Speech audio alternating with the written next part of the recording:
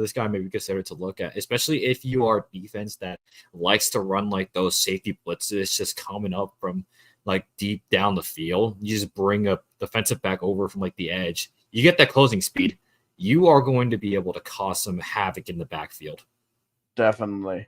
And with causing havoc in the backfield, I want to move to a few of the pass rushers. I wanted to talk about Tyler Anam and Ikenna Ezeogu. Mm.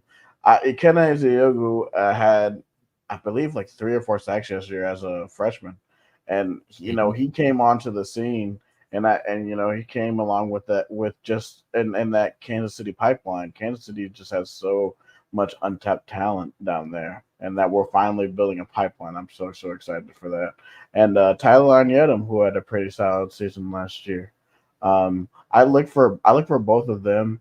Because there was I think if there might have been one weak point with this defense is that some games we weren't able to get a consistent pass rush. Um, so I do think that with these guys coming in for another year, I do think that they'll be able to get more of a pass rush, or come up with different. Or I think they're going to be blitzing it. I see them blitzing it, coming up with blitzes a lot more.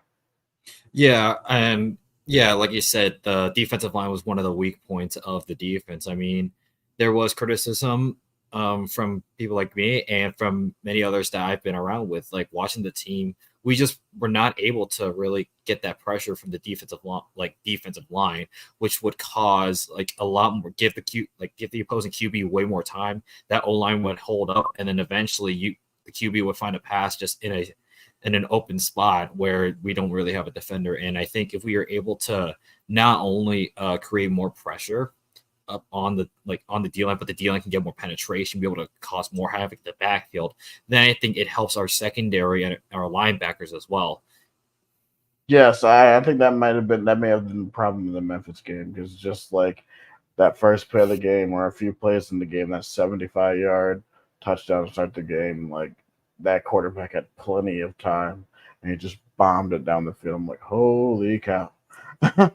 Yeah. So I do think that would be one of the bigger improvements in this team, and I think that will help with one of the big guys who I like to call Big Citrus, Dominic Orange. Yeah, Dominic Orange. Like I know, like before the start of last season, you saw that photo of him like in training camp, right? That Yes. that photo.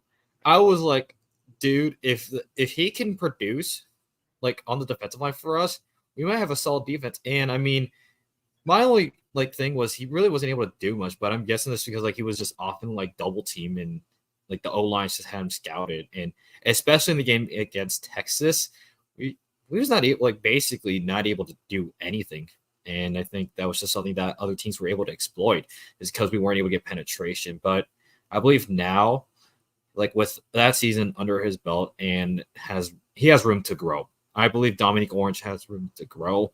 And if possible, he might end up as like a Ndamukong Suh type, like back in his day in Nebraska when Ndamukong Suh was causing chaos. Back when they were the Big 12, Yeah. I think Dominic Orange like has that year now. He Yeah, might come man. out of the game. He might get more sacks.